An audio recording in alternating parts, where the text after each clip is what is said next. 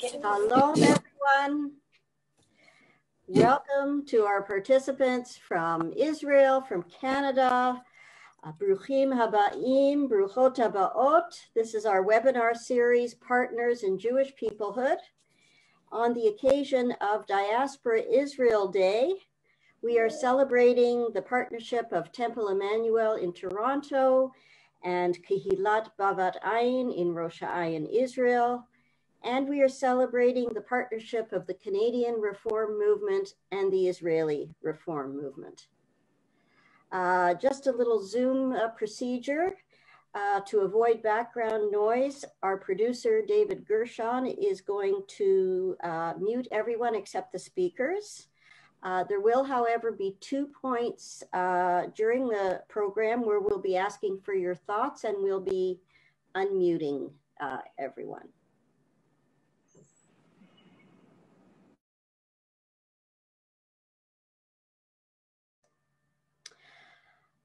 I'm going to ask the rabbis of the 2 congregations to open up the program. Rabbi Ayala.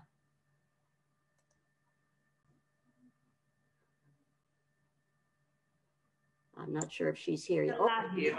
I'm just looking, where is she? She's coming in right now.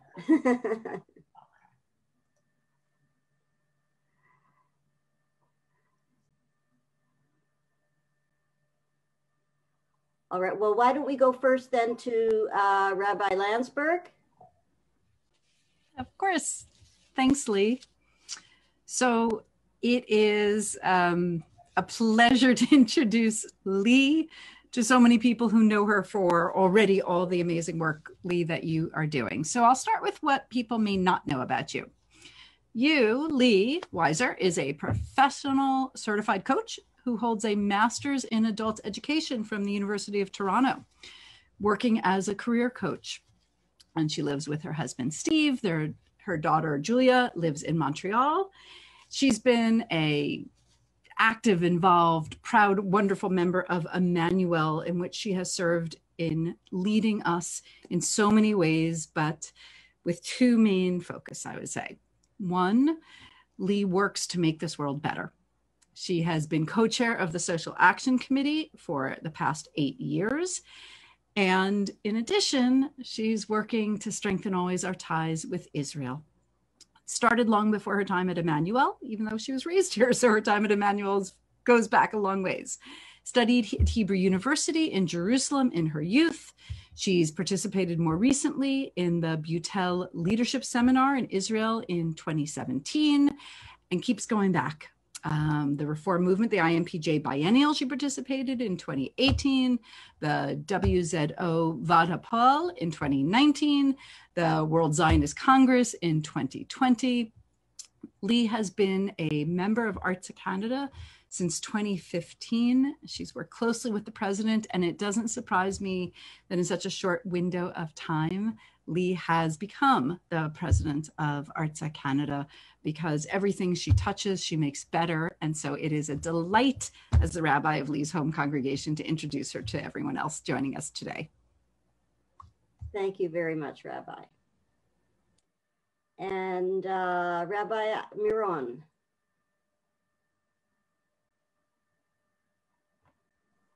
Hi, everybody. Good to see you. It feels like we're among friends. So Lee, did you want me to what? Please introduce Noga. Okay, it's a pleasure. So Noga is actually the reason why Bavat Ayin exists. It goes back 17 years ago when Noga came back from her work as an emissary in Cincinnati, Ohio. And she came back to Rosh HaAyin and said, why not here? And if you know Noga, you know that she doesn't leave things for just, coincidence. She does and pursue her dreams and fantasies. And it was a fantasy at that time. Rosh HaAyin was not the best place to start a reform, congregation, but Noga did not let that, stand in her way. And she became the first chair of Bavat Ayin. She served for a 2-year term, and then she continued to be in the leadership of the congregation for all the years to follow, except the years that she was not here. I don't know how you say Sgan Aluf in Lieutenant Colonel, yeah. Lieutenant Colonel in the Israeli army. And I don't know if you know about ranks and women in the Israeli army, but it was not that many women reached that rank. She served again as an emissary in New Jersey, and she's been working as a coordinator of the Cincinnati Israel connection here for 4 years now, Noga? Yes, yeah. Mm-hmm. For 4 years now. So I'm very proud and pleased to introduce Noga Maliniak.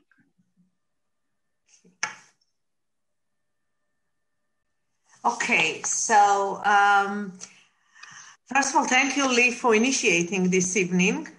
I'm honored to cooperate with you. And our theme today is standing up for each other. Kol Israel, Arevim, Bazeh.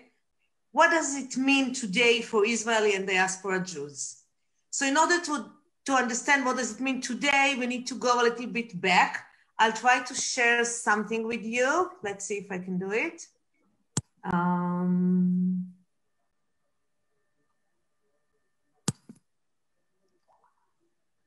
Oh, just a second.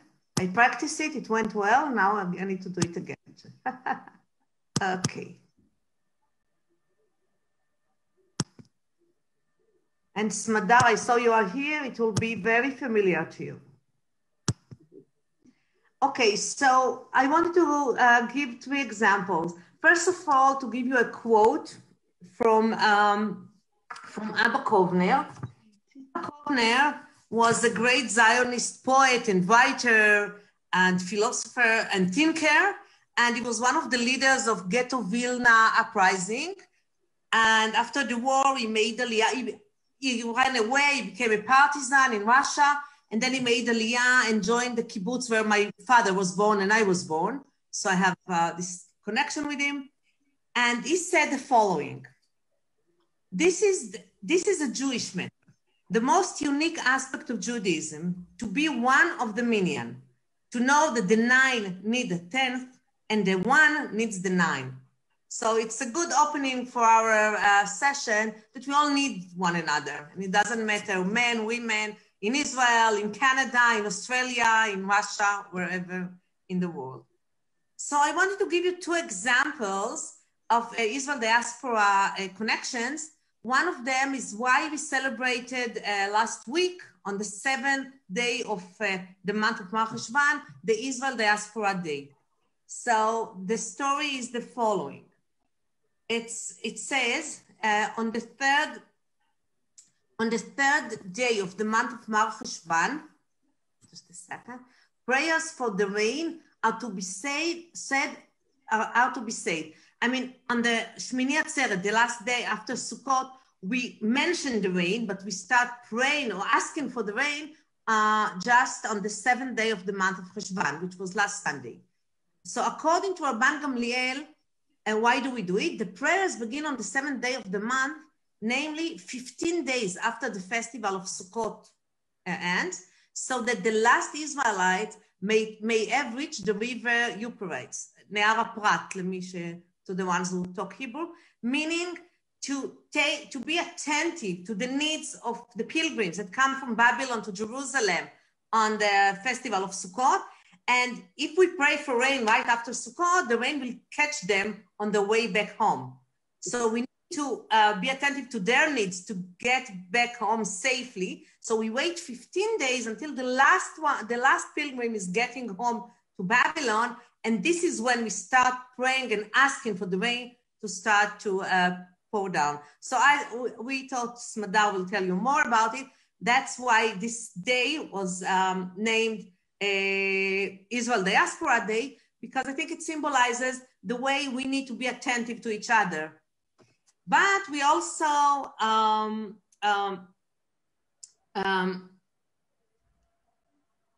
had some tensions between Jews in Israel, all through generations, to Jews in diaspora. And I want to tell you one example for a dispute. So in the 10th century, in the year of 922, Passover night was celebrated on 2 different days. In Eretz Israel, the Jews celebrated Passover on Sunday, but in Babylon, it was celebrated 2 days later on Tuesday. 2 central Jewish communities, the 2 biggest Jewish communities, had 2 different calendars. So why is that?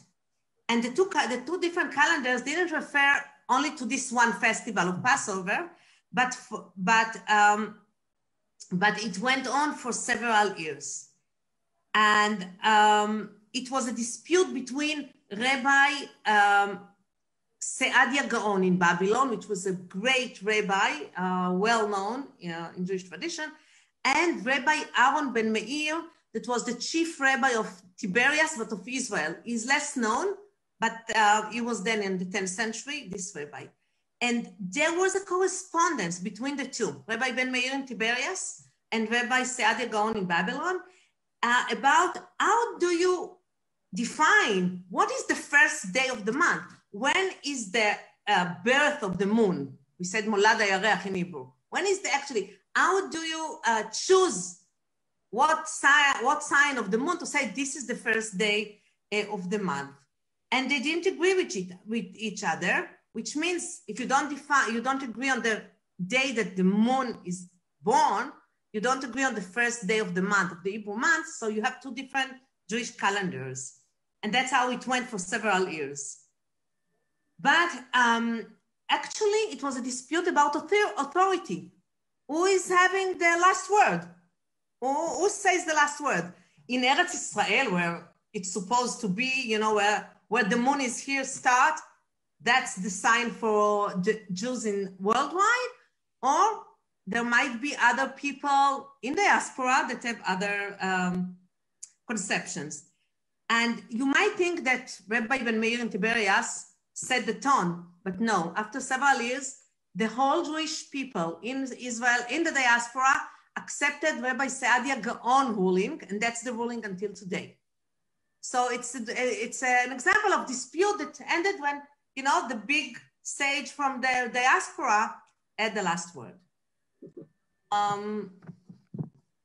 So I would like now to ask David, I will stop sharing my screen to share his one.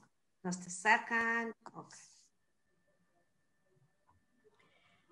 Thank you, Noga. We're going to read this poem, Attentiveness.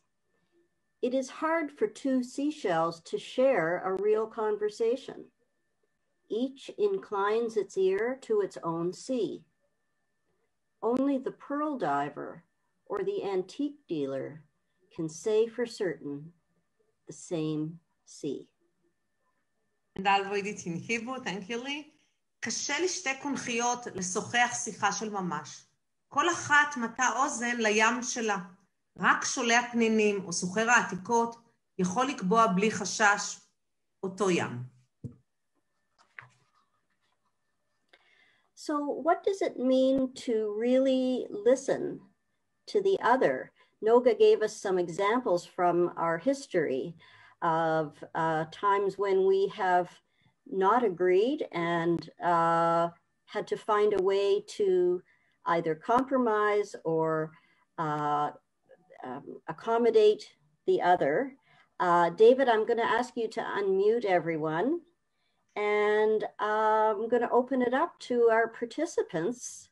I'd love to hear some things from you about how can we truly understand the other's perspective, and how can we truly be partners together?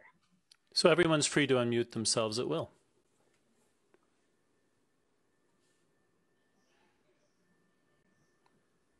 Or they should be. Okay, so unmute yourself if you would like to speak. Love to hear from you. Pat, you're unmuted. Did you want to say something? No, I'm just thinking, so I'm ready to go if I come up with a thought. Okay.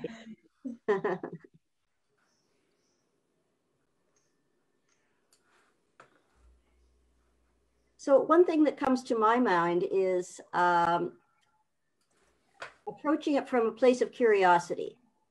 And I guess I'm putting my coach's hat on here. When we want to understand the other person or the other side, we ask questions. What is it that's important to that person about why they believe something? Do we have a sense of where it comes from? What do they value? What are they afraid of? And by being curious and open, sometimes we can hear a little bit better than if we're coming from our own defensiveness or our own perspective. What else?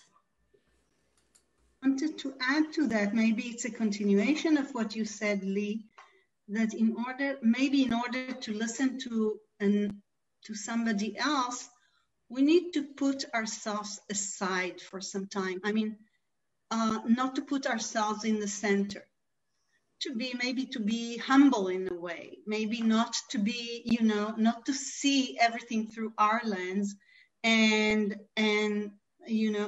be a little empty to receive something else. And maybe that's why the shell image is so powerful, because the shell is there to receive whatever the sea brings. That's beautiful. Thank you so much, Rabbi.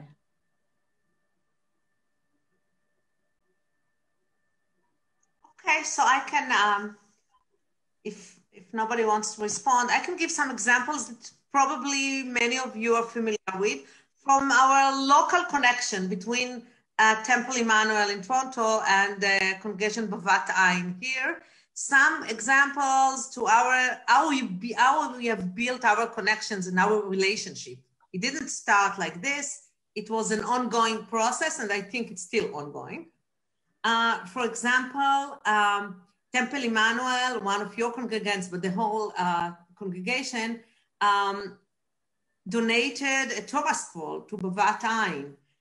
And so, and it was dedicated to Bavat Ayin in a joint service, Shabbat service, when a mission, congregational mission from Temple Emanu-El came to Israel. And it was very, very significant service. Also very happy, like the joy of the Torah. It was very, very out there. And now, we, maybe I'll talk about it in a minute, but because the Torah scroll is lighter and smaller than the one that we used to use, this is the Torah scroll that uses now, is used in our services, especially in Bar Mitzvah and Bat Mitzvah, because it's easier for the kids to carry. And also on Simchat Torah, so that's very, very important. We shared special experiences, like Ayala initiated a program for women like myself, that when we were 12 or 13, there was no Bat Mitzvah in Israel for girls.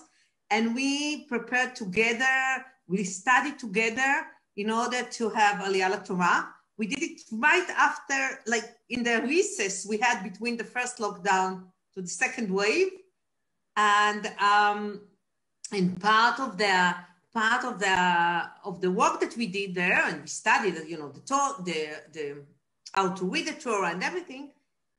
We decided that our project is going to be like you did this kilt, from different pieces.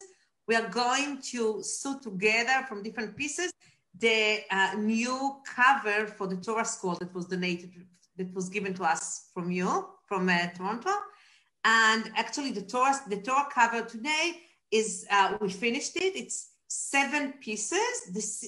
representing the 6 days of creation and Shabbat. So it's very nice there. And women just sit and each one contributed their own piece. You have a name for it, but I don't remember the name. In this, just before the lockdown, we celebrated in our congregation, the Rabbi Landsberg's twins bar mitzvah. It was a beautiful mincha service on Shabbat and very joyful one when people couldn't fly. But Rabbi Landsberg, you came here with your sons and we all celebrated together. It was very significant to us. I think we are, it's like a symbol, we are building a strong bridge of common values and religious practices and common understanding of what we are, what liberal Judaism is, what Reform Judaism is, what Zionism is for both sides, and why it's important. And I think we support each another now in these challenging times. We are not alone, just our congregation. We feel that we are part of something bigger than our congregation and the Israel Reform movement. We are part of a bigger one because of our relationship with Temple Emanu-El. Thank you. Thank you, Noga. So what does it mean for us to support one another as part of the larger reform movement? Well, part of it, I think, is understanding the struggles. In Israel, Bavat Ayin has been supported by the Israel Religious Action Center, which is part of the Israel Reform movement, helping them secure land and permission to build their synagogue. This has been a very bumpy and frustrating process. They're getting closer to their goal. As they say in Israel, this is a marathon, not a sprint. It really takes a lot of perseverance and continuous work to achieve these things. And our membership fees in ARZA Canada and our donations to the Israel Reform movement support this work. In Canada, we've had, especially during the coronavirus period, some joint programming between ARZA Canada and the Israeli reform movement. So we've been able to listen to each other's musicians, hear from each other's rabbis, hear the stories. And we've had joint programming for Shavuot, for Slichot, and of course the Rise for Reform fundraiser. In Israel, the Keren B'Kavod department of the IMPJ runs social programs for people in need, empowering them through education in life skills, in addition to providing food packages to all who are in need, regardless of their religion. And I'm hoping that we in Canada will be able to support that program. And in Canada, the reform movement speaks up for our joint values on both national and international issues, ensuring we have a voice on the world stage. And Temple Emanu-El was the first of 38 North American congregations to respond to the call from Israel to sponsor the production of the new Israeli Reform Siddur, the prayer book. Thank you, Rabbi Landsberg, on our behalf. David, I'd like to ask you to show the video about ARZA Canada. What do we do?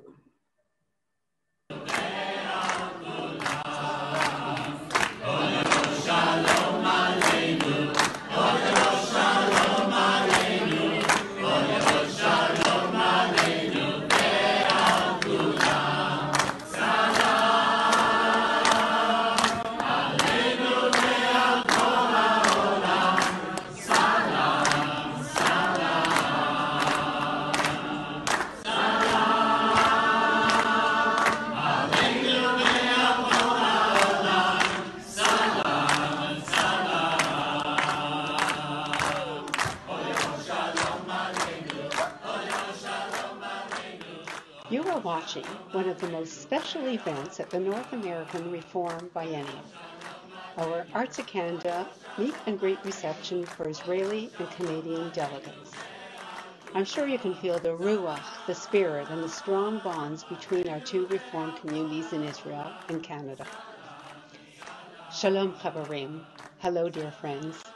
I'm Miriam Perlman, and I'm so proud of how our organization has grown and strengthened over these past 5 years.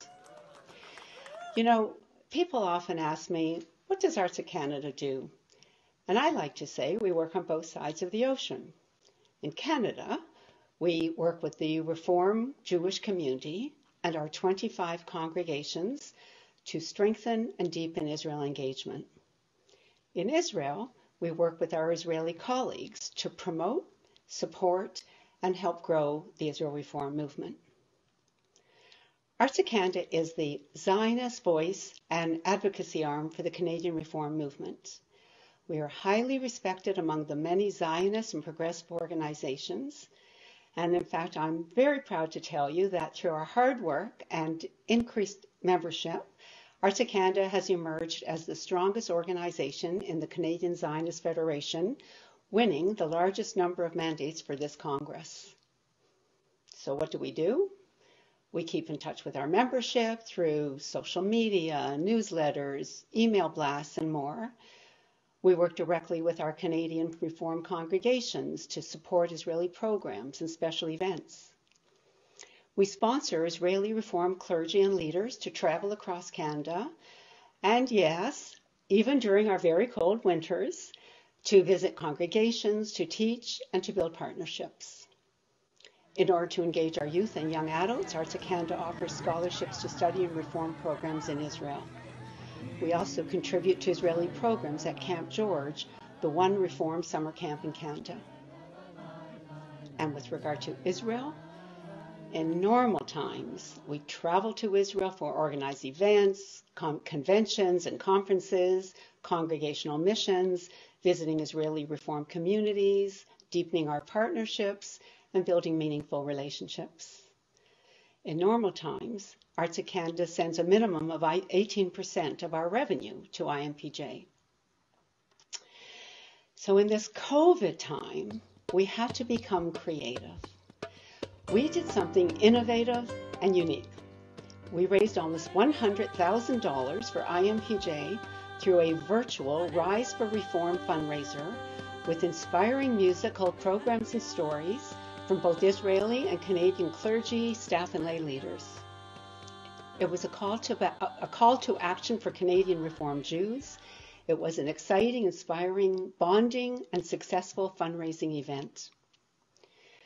ARZA Canada is led by a strong, entirely volunteer executive and board. We are passionate about our love for Israel and about working together for a pluralistic, democratic, and Jewish state of Israel. May we go together from strength to strength.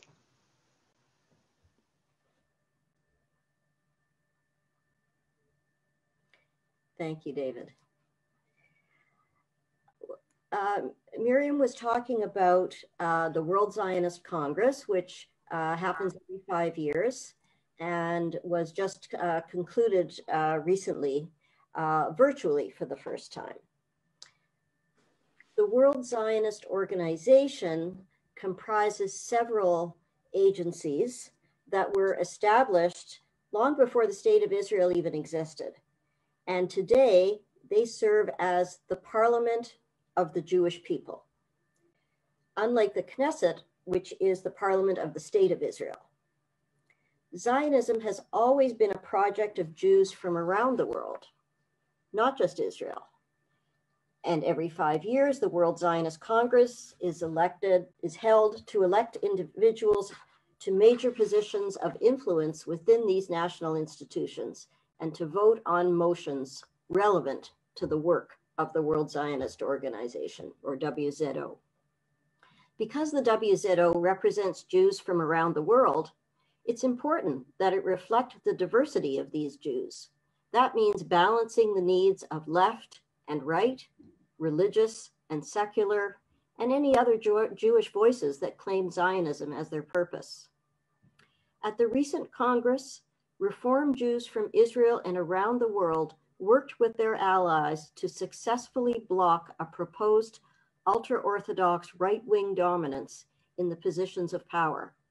We succeeded in securing a balance in the top positions in the agencies of the World Zionist Organization, and we demonstrated how it is possible to create change through awareness and engagement, staying true to our values of fairness and civility.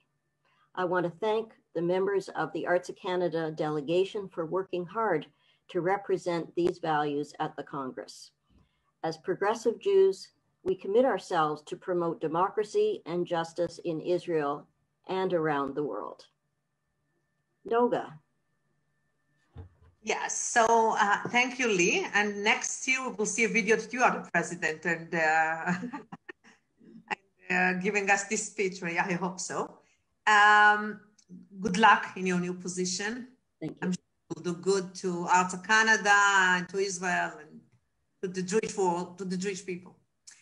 I don't know if any of you know or if you are familiar with, because, you know, there was so much news recently in the last month about politics in Israel, demonstrations, elections in America, that we have to clap for the results, I think. I think everyone here is on the same page. And, but in Israel, some exciting things are happening regarding the Jewish people. About 2 years ago, I joined the Peoplehood Coalition. It's a group of Israelis that is organized and led by the Reut group to change the mindset of Israelis about diaspora Jews. Why it's important for Israelis to care about their brothers and sisters abroad, which is, for you, it's obvious, but for the regular Israelis, they don't understand. I mean, if they want us there, let them come and live here. Or if not, it's not. I'm talking about the, you know, the Israelis that are not involved in liberal Judaism, just, you know, the regular Israelis on the street. And the Peoplehood Coalition that involves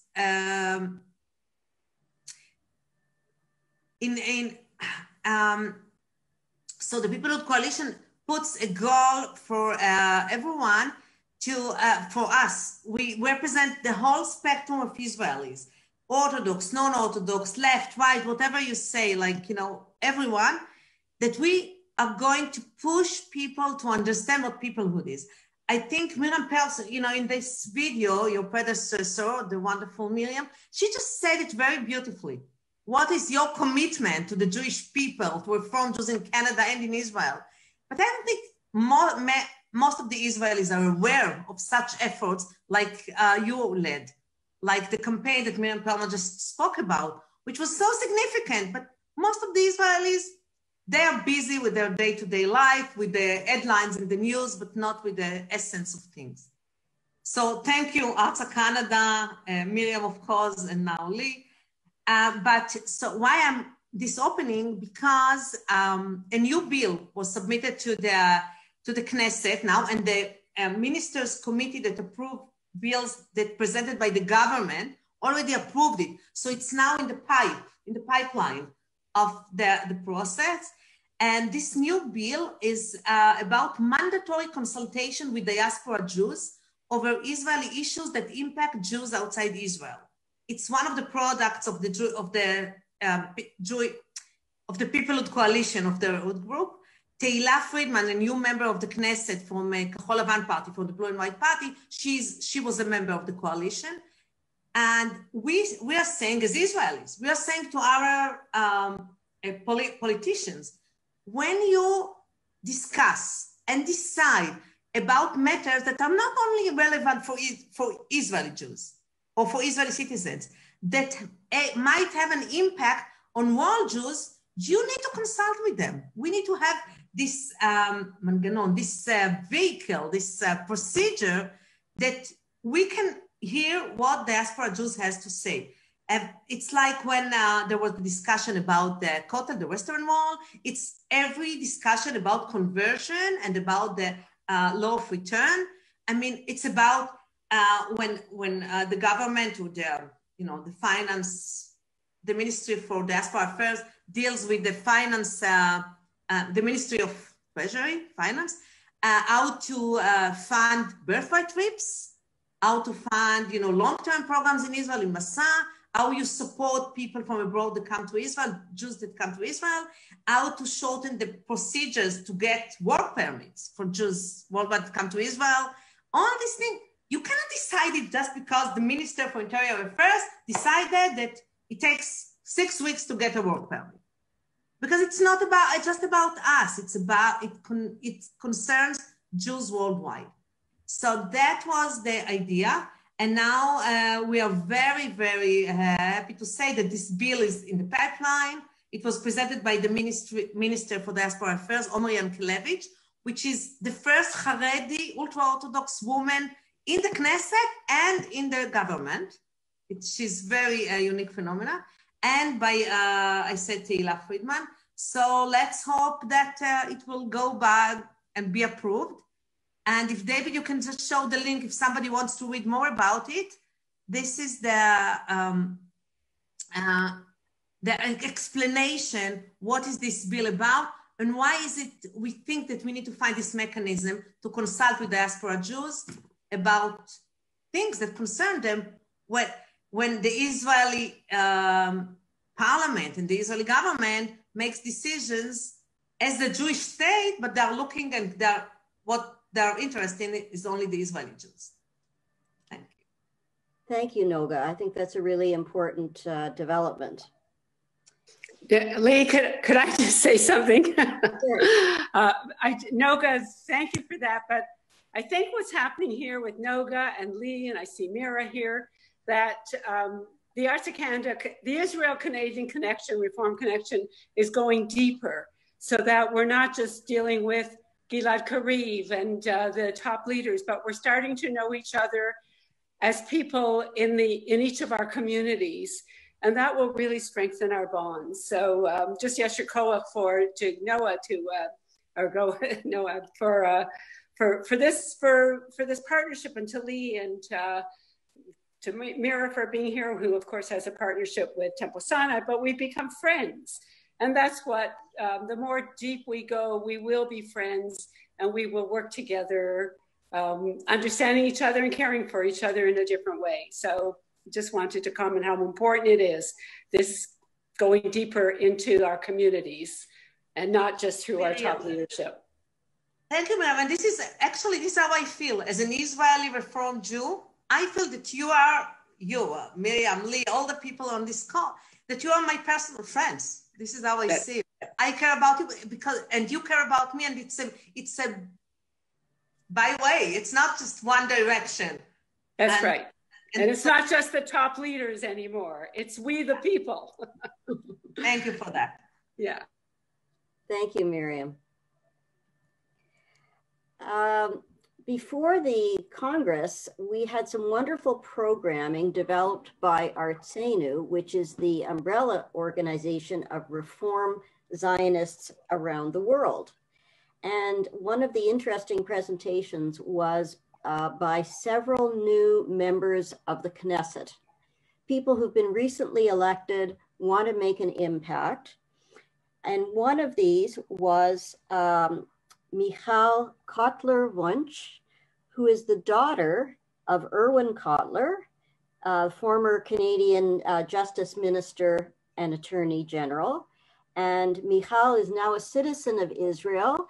And we're going to watch a short video of her explaining why she feels it's important that she be involved at the level of the Knesset. Hello, ARZENU. I'm so glad to be here with you from far away. My name is Michal Kotler-Wunsch, and I'm a member of Knesset for Blue and White.